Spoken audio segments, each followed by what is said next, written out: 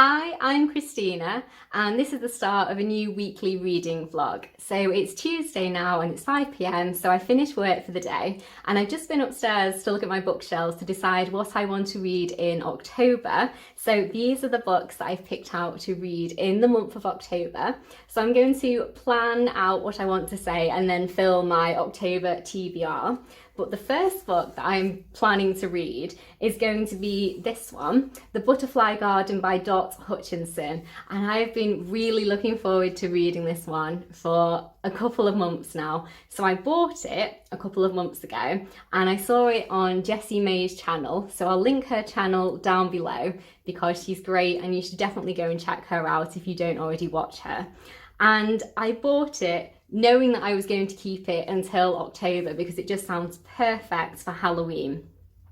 So this is a thriller / horror and it has a very, very dark premise. So there is this very wealthy man who has a mansion and then he has a secluded garden, and in this garden he keeps young women who he has kidnapped, and he has tattooed their backs to look like butterfly wings, and each woman has a different type of butterfly on her back. And he is essentially a very dark man. He is a serial killer and he collects these butterflies, and the story is told through one of these women, one of these butterflies, when the FBI finds out about the existence of this man and they are exploring the case, and she's one of the survivors, and that's how we find out about the story. And I just think it sounds really, really interesting, really dark, and I'm really looking forward to reading this one.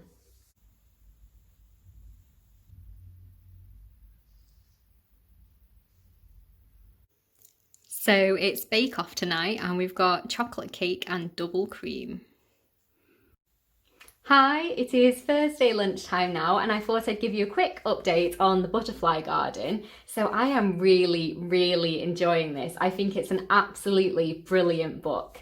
I'm up to page 209, as you can see. I started reading this 2 days ago and I've only got that much left. So you can see I'm really enjoying it. I read a lot of this yesterday. And I just think it's absolutely brilliant. As I'm reading it, I genuinely do not want to put it down. I'm so into the story. I just want to know what happens. And the main character is, well, she's called Maya in the sense that that's the name that the gardener gave her. Obviously it isn't her true name, but we actually don't know her real identity yet. And it's in an interview kind of format in the sense that she's sitting in a room with these two FBI agents and they're asking her questions about the time in the garden and her kidnapping, etc. And the way she talks, she kind of goes back to her past. She talks about what's happening in the garden, and it's just written so beautifully that I just do not want to put it down. Even when I'm getting tired, I'm like, just a couple more pages. I want to see what happens. And yeah, it's really, really gripping. And I think as a character as well, I think she's an incredibly unreliable narrator. She's obviously giving you some truths, but maybe half truths, and you don't really know what's actually happening, who is involved, and I don't want to ruin any of the plot for you at all, but the way it's written, it just makes you want to keep reading so much. And I think it's absolutely brilliant. I would definitely read more books by this author. And in terms of the creepy factor, so I wouldn't call it a horror, I would definitely call it a thriller. Obviously the subject matter is very horrific. I am so looking forward to reading this that I'm going to read it before I eat, and I never ever do that. So you know it's good.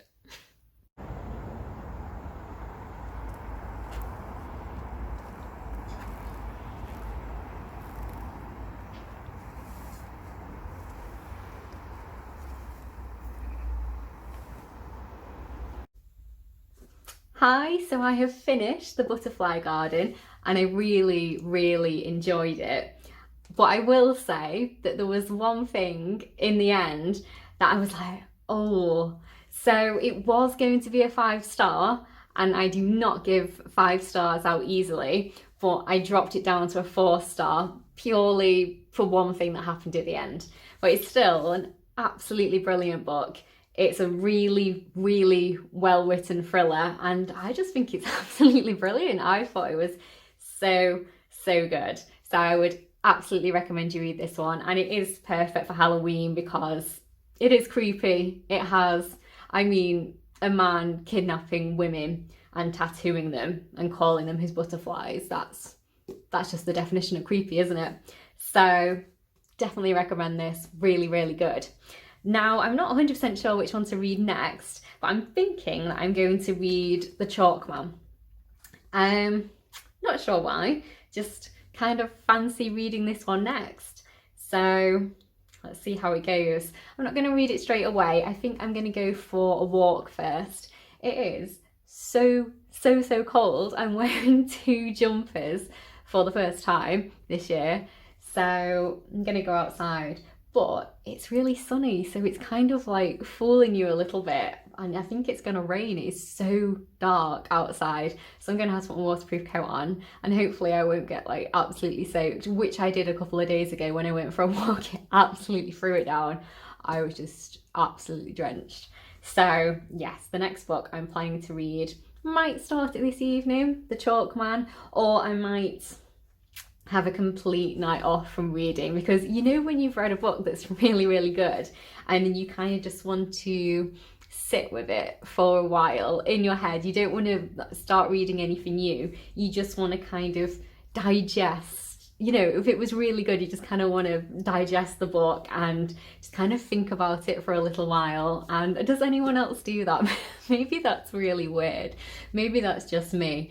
But I do think when I've read something really good, I do want to just kind of take a little break and let it really kind of sink in.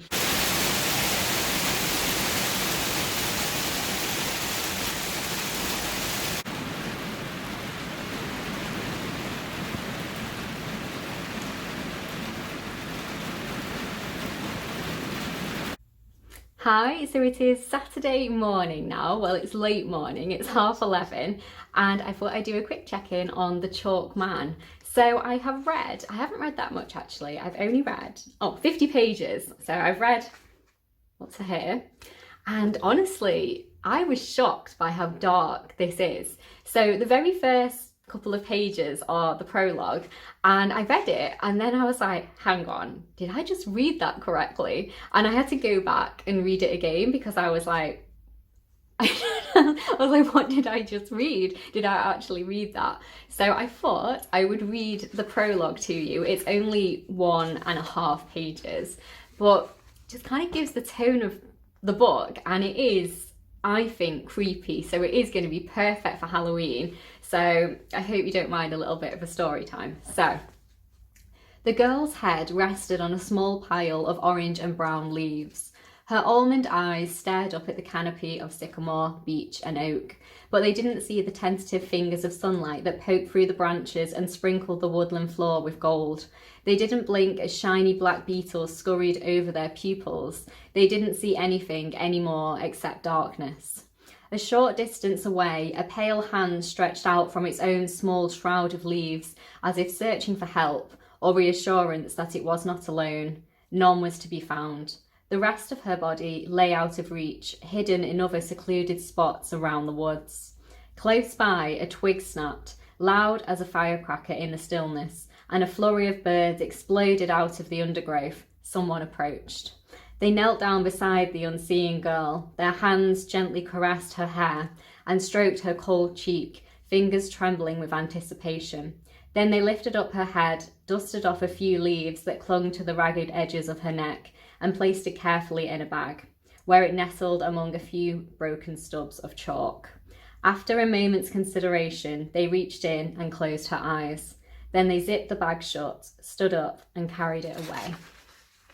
Some hours later, police officers and the forensic team arrived. They numbered, photographed, examined, and eventually took the girl's body to the morgue, where it lay for several weeks as if waiting completion. It never came. There were extensive searches, questions, and appeals, but despite the best efforts of all the detectives and all the town's men, her head was never found, and the girl in the woods was never put together again. I read that, and I was just like, did I read what I thought I just read? I mean, that's one of the darkest openings to a book that I've read for quite some time. So after you've read that creepy prologue, you're in the time period of 2016, and it's being narrated by the main character, Eddie, and he's basically telling you that he needs to start at the beginning. So you're going to go back in time, and you go back in time to 1986 when Eddie and his friends are 11, 12 years old, and it just feels like kind of a normal kind of situation for a while. It's just a group of boys and one girl having fun. They're going to the fair and it's going to be a really great time. And then suddenly, bam, it was something really shocking happened. And I mean, I was really surprised. The shocks keep coming on this one. I won't tell you what happened, obviously, but I was just reading it. It was just like they were having a lovely day at the fair, and then suddenly there's something crazy happens, and I was just like, wow, okay. So that was really good. I feel like it's going to keep the shocks coming, because it got me into a false sense of security. So after the prologue, I was like, that was pretty dark, and then you were back in time and I was like, oh no, it's just a nice time with a group of boys, you know, having a bit of fun. And then suddenly, bam, that happened. And then you carry on going back in time for a while, and then you get back into 2016, and you're finding him obviously when he's about 42 years old now, and he has a lodger who is a girl in her late 20s, and he is a teacher, and he's still friends with some of his friends from school, but he sounds like he's in a bit of a rut at the moment, and he receives a letter, and I'm guessing the letter is the bad thing that was on the back. So I'm looking forward to carry on reading this. But yeah, it was surprising me, which is always good. Hi, so it is Tuesday lunchtime now, and I haven't actually read any more of my books since I last updated you. I just haven't really been in the mood to read. So I'm going to wrap up the weekly reading vlog here. I will say that I absolutely recommend you read The Butterfly Garden. If you're looking for the perfect book for Halloween, definitely buy this. It's brilliant and I would highly recommend it. So thank you so much for watching, and I will see you in my next video. Bye.